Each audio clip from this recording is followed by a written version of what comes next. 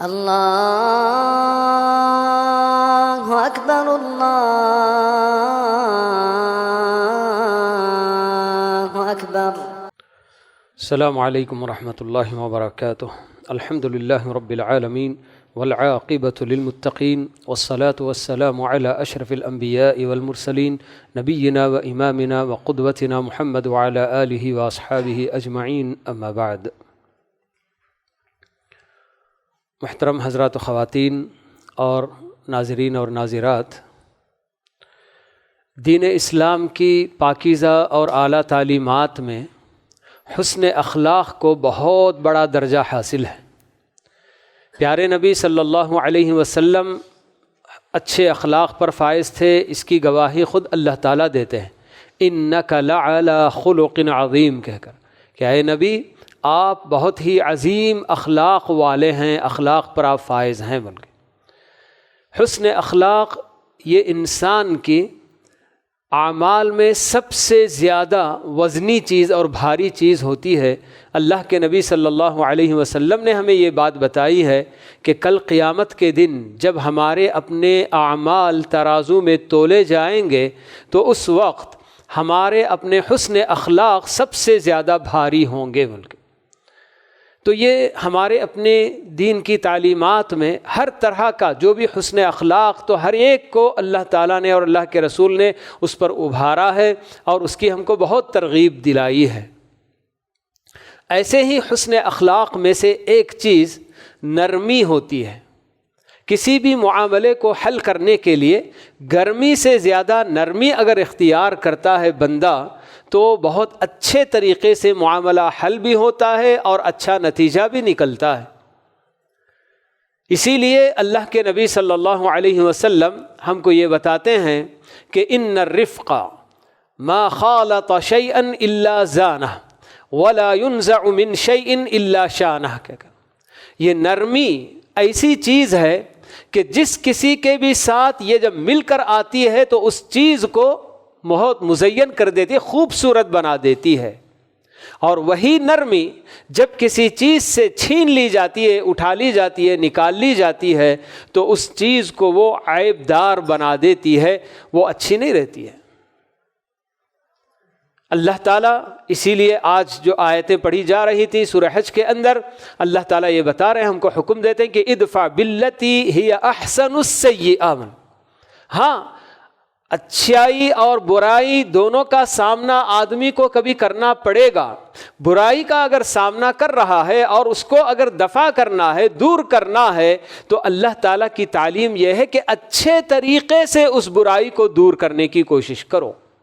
ایک اور جگہ اللہ تعالیٰ یہی بتاتے ہیں کہ لا تستوی الحسنۃ ولا السیئۃ ادفع باللتی ہی احسن فاذا الذی بینک وبینہ عداوۃ کأنہ ولی حمیم کہہ کر نیکی اور بدی یہ دونوں برابر نہیں ہو سکتے ہیں، بالکل زمین و آسمان دونوں کے درمیان ایسا فاصلہ ہے۔ تو وہاں اللہ تعالیٰ یہی حکم دیتے ہیں کہ ادفع باللتی ہی احسن، کبھی بھی کسی بھی برائی اور کسی بھی بدی کو اگر دور کرنا چاہتے ہو تو اچھے طریقے سے اسے دور کرنے کی کوشش کرو۔ نتیجہ کیا ہوگا؟ فَإِذَا الَّذِي بَيْنَكَ وَبَيْنَهُ عَدَاوَةٌ كَأَنَّهُ وَلِيٌّ حَمِيمٌ، کہ وہ آدمی جس کے اور آپ کے درمیان زمانے دراز سے دشمنی چلی آ رہی ہے، جی بڑی ہی کڑی قسم کی دشمنی، تو ایسا بندہ بھی آپ کے نرم اخلاق اور آپ کے نرم جو اپروچ کی وجہ سے کیا ہو سکتا ہے؟ آپ کا جگری دوست بھی بن جا سکتا ہے۔ تو یہ نرمی یہ ہمارے اپنے جو دین کی تعلیمات میں ایک بہت اہم جو تعلیم ہے۔ اسی لیے یاد رہے اللہ کے نبی صلی اللہ علیہ وسلم ہم لوگوں کے لیے دعا بھی کر کے بتاتے ہیں، نرمی برتنے والوں کے لیے، اور جو سختی کرتے ہیں ان کے لیے بد دعا بھی کیے ہیں۔ کیا آپ نے فرمایا؟ اللہم من ولی من امر امتی شیئا فرفق بہم فارفق بہ ومن ولی من امر امتی شیئا فشق علیہم فاشقق علیہ۔ کہ اے اللہ میری امت کے کسی بھی آدمی کو اگر کچھ ماتحتیں حاصل ہوئے یعنی کہ اس کی ماتحت، جیسے آدمی اپنے گھر میں بڑا ہے، اس کی بیوی، اس کے بچے، وہ سب اس کے ماتحت ہوتے ہیں، یا پھر کسی ادارے کا بڑا ہے اور وہاں اس کے ماتحت اساتذہ ہوتے ہیں، بچے ہوتے ہیں، یہ سب ہوتے ہیں۔ کسی کمپنی کا بڑا ہے تو وہاں اس کے ورکرز ہوتے ہیں جو اس کے ماتحت ہوتے ہیں۔ اللہ کے رسول صلی اللہ علیہ وسلم بتاتے ہیں کہ اس طرح سے کسی کو بھی اگر ماتحت حاصل ہو، کوئی عہدہ اس کو ملا اور اس کے ماتحت جو لوگ ہیں ان کے ساتھ اگر وہ نرمی کرتا ہے تو تو بھی اس کے ساتھ نرمی کر، اور اگر اس کے برخلاف جس کے ماتحتوں کے ساتھ جو آدمی سختی سے پیش آتا ہے تو تو بھی اس کے ساتھ سختی سے پیش آ۔ اللہ کے نبی صلی اللہ علیہ وسلم نے جو نا بد دعا کر دی ہے۔ تو اس لیے یہ نرمی، یہ ہماری اپنی جو نا زندگی کا ایک یعنی کہ ہمیشہ کا ایک جو نا دستور بنا لینا چاہیے کہ ہم جہاں تک ہو سکے اپنے غصے کو پی کر نرمی سے معاملے کو حل کرنے کی کوشش کرنا چاہیے۔ آئیے آپ لوگوں کو میں ایک واقعہ بتاتا ہوں صحابہ کے زمانے کا۔ عبداللہ بن زبیر رضی اللہ تعالی عنہ حضرت ابو بکر رضی اللہ عنہ کے نواسے ہیں۔ اسماء بنت ابی بکر رضی اللہ عنہا ان کی والدہ ہیں۔ عبداللہ بن زبیر کی ایک زمین، ایک سمجھے کہ کھیتی مدینے میں تھی، اور ان کی کھیتی سے لگ کر معاویہ بن ابی سفیان رضی اللہ تعالی عنہ کی بھی اپنی زمین اور کھیتی تھی۔ اس جگہ پہ کام کرنے والے مزدور معاویہ کی زمین میں اور معاویہ کی کھیتی میں کام کرنے والے مزدور حضرت عبداللہ بن زبیر کی کھیتی میں اور ان کی زمین میں گھس آئے تھے،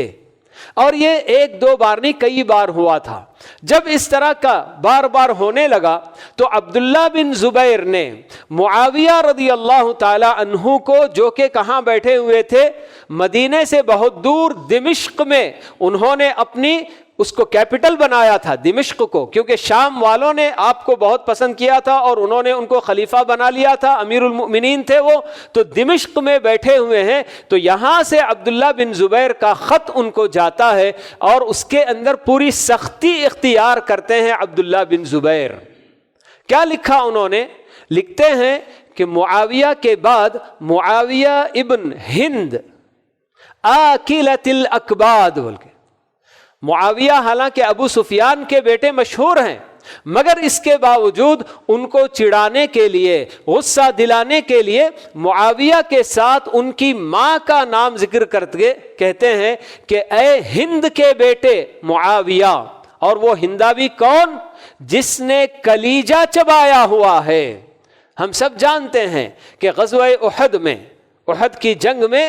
جی جب مسلمان کئی جو نا شہید ہو گئے تھے، اسی میں اللہ کے نبی صلی اللہ علیہ وسلم کے چچا حمزہ رضی اللہ تعالی عنہ بھی شہید ہو گئے تھے، اور اس موقع تک ہندا کافرہ تھیں، کفار کے جو نا کیا ہے سپاہیوں کے ساتھ ان کی فوج میں تھیں۔ تو اس وقت جو وحشی جس نے حضرت حمزہ کو شہید کیا اور ان کا کلیجہ نکال کر ہندا کے حوالے کیا، تو کچا کلیجہ انہوں نے چبا دیا تھا اس جنگ میں، کیونکہ وہ اس قدر دشمنی، اس قدر عداوت مسلمانوں سے تھی، تو یہ کام انہوں نے کیا تھا۔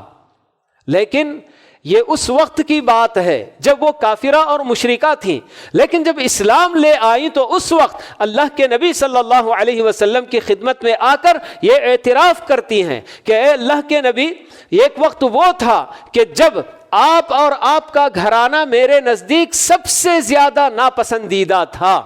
لیکن آج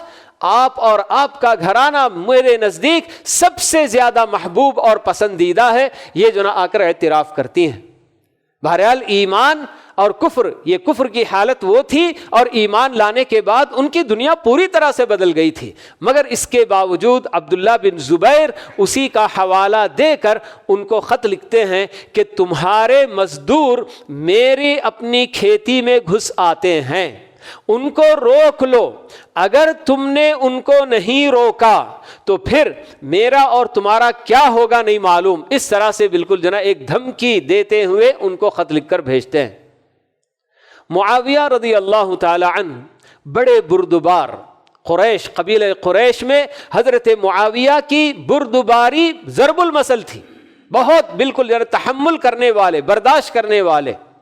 جیسے ہی ان کا خط پہنچتا ہے تو وہ اپنے بیٹے یزید سے مشورہ کرتے ہیں کہ عبداللہ بن زبیر نے میرے نام اس طرح سے خط لکھا ہے اور اس کے اندر اس نے دھمکی دی ہے، بتاؤ کہ ان کے ساتھ کیا کیا جائے یا ان کو کیا جواب دیا جائے۔ تو یزید جوان خون، ان کے اندر وہ بردباری اور وہ تحمل اور وہ برداشت کی صفت نہیں تھی، تو انہوں نے اپنے والد کو مشورہ دیا کہ آپ ایک ایسی فوج تیار کیجئے، اتنی بڑی وہ فوج ہو کہ اس کا ایک کنارہ مدینے میں ہو تو دوسرا کنارہ دمشق میں ہو، اتنی بڑی فوج آپ بھیجئے جو جا کر عبداللہ بن زبیر کا سر قلم کر کے لے کر آئے ہیں۔ تو حضرت معاویہ کہتے ہیں نہیں، یہ تو بات صحیح نہیں ہے، اس سے بہتر ذرا پاکیزہ رائے اور ایسی رائے کہ جس سے رشتہ داریاں ثابت رہتی ہوں، ایسی کوئی بات جو نہ بتاؤ ملک۔ بہرحال اس کے بعد خود معاویہ رضی اللہ تعالی عنہ پوری نرمی کے ساتھ عبداللہ بن زبیر کو خط لکھ کر بھیجتے ہیں۔ کیا لکھتے ہیں وہ؟ بالکل ان کو بھی ویسے ہی ان کی ماں کا حوالہ دے کر، مگر ان کی ماں ایک بڑے لقب کے لیے بڑی مشہور ہیں۔ وہ لکھتے ہیں کہ عبداللہ ابن اسما ذات النطاقین، ملک اسما کے بیٹے عبداللہ۔ کون اسما؟ وہ اسما جو اس لقب سے مشہور ہیں، ذات النطاقین کی لقب سے۔ کیا ہے ذات النطاقین؟ کیوں ان کو لقب دیا گیا تھا؟ اللہ کے نبی صلی اللہ علیہ وسلم اور آپ کے ساتھی ابو بکر دونوں جب ہجرت کے لیے نکل رہے تھے اور ان کا بہت سارا توشہ وغیرہ تیار کر کے ان لوگوں کو روانہ کرنے کا جب وقت آیا تو وہ جو تھیلا جس کے اندر توشہ وغیرہ رکھا گیا تھا تو اسے باندھنے کے لیے کوئی چیز نہیں ملی، تو اسما رضی اللہ عنہا نے اسی وقت اپنی اوڑھنی، اپنا دوپٹہ دو حصوں میں پھاڑ دیا اور پھاڑ کر ایک حصے سے اس کو تھیلے کو انہوں نے باندھ دیا تھا۔ تو اس وقت وہ ایک دوپٹہ ان کا جو دو ٹکڑوں میں بٹ گیا، تو اس وجہ سے ان کو وہ لقب دیا گیا ذات النطاقین کہہ کر۔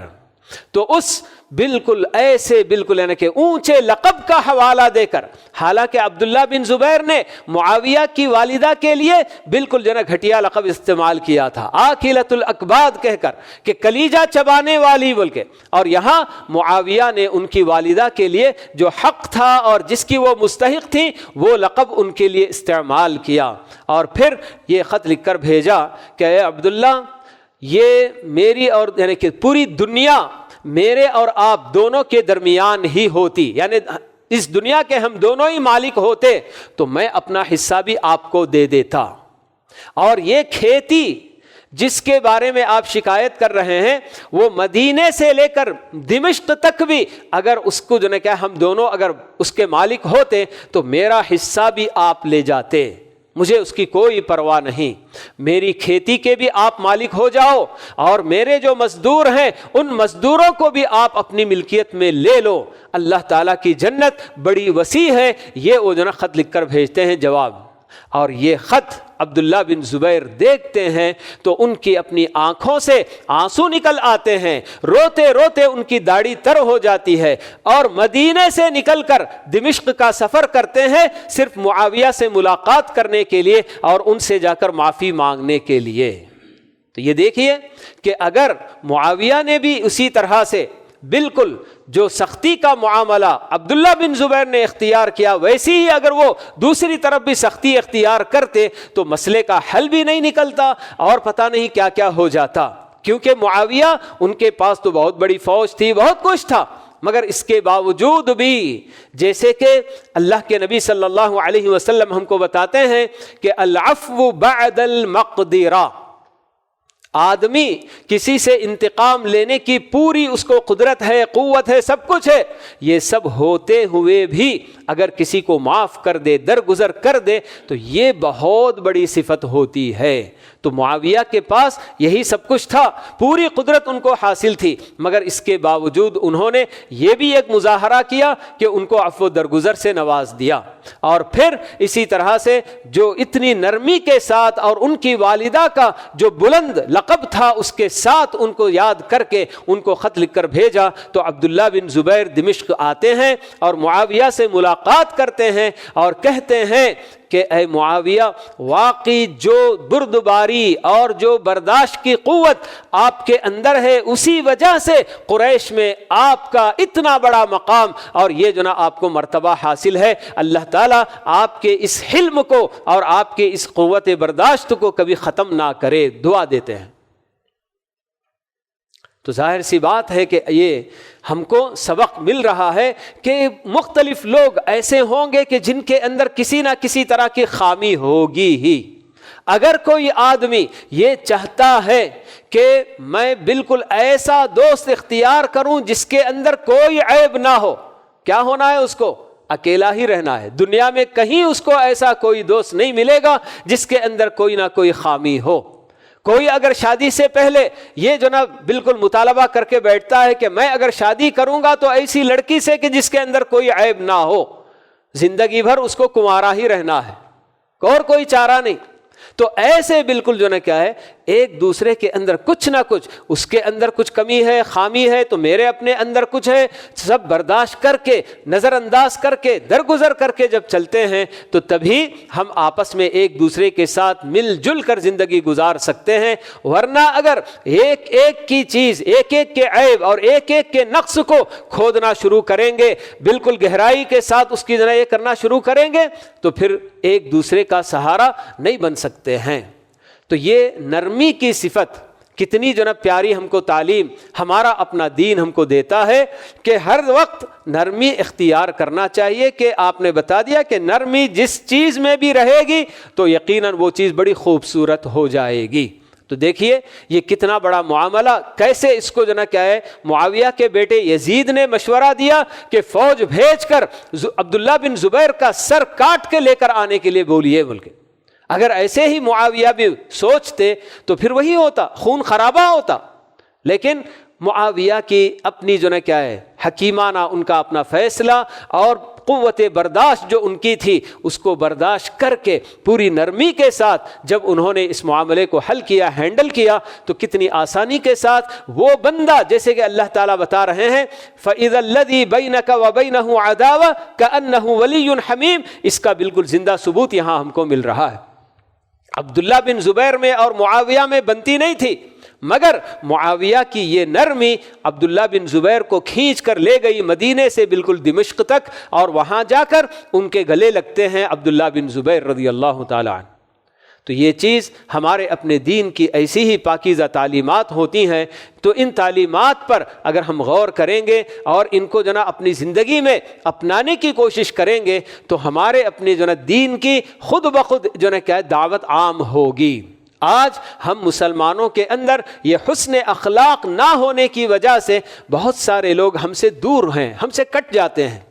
تو یہ حسن اخلاق خاموش دعوت ہے، آدمی کو بولنے بتانے کی کوئی ضرورت نہیں۔ ہمارے اپنے اسلاف صحابہ تابعین وغیرہ جہاں جہاں بھی جاتے تجارت کے ارادے سے یا کسی اور مقصد سے، بلکہ جنگ میں بھی جب جاتے ہیں تو ان کا اپنا معاملہ مغلوب قوم کے ساتھ اتنا نرمی کے ساتھ اور اتنا مہذبہ انداز میں ان کا معاملہ ہوتا، اور ان کے ساتھ وہ لوگ جو نا کہ پیش آتے کہ اس کو دیکھنے کے بعد اسلام قبول کیے بغیر نہیں رہتے۔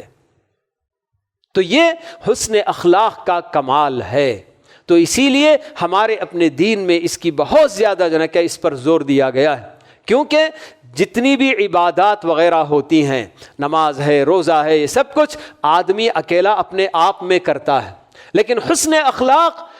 ضرور کسی اور کے ساتھ ہی اس کو جو ہے کرنا ہوتا ہے۔ اچھا معاملہ، میں اپنے آپ کے ساتھ کیا اچھا معاملہ، دوسرے کے ساتھ ہی مجھ کو کرنا ہے۔ تو دوسرے کے ساتھ جب میں اچھے انداز میں پیش آتا ہوں تو میرا یہ اپروچ کرنا اس کو اپیل کرتا ہے، اس کو میری طرف کھینچتا ہے۔ تو اس لیے ہمارے اپنے دین میں اس پر ذرا بہت زیادہ زور دیا گیا اور بتایا گیا کہ یہ چیز ایسی ہے حسن اخلاق کہ آدمی اگر اس کو اپنا لے تو کل قیامت کے دن اللہ یعنی کہ نبی صلی اللہ علیہ وسلم کے قریب اس کا جو نا درجہ اس کو جو نا مل سکتا ہے۔ تو یہ سب باتیں بہرحال ہمارے اپنے دین کی ہیں۔ اللہ تعالی ہم سب کو ہمارے دین کی پیاری جو نا باتیں سمجھنے، ان کو سیکھنے اور ان پر عمل کرنے کی اللہ تعالی سب کو توفیق نصیب فرمائے۔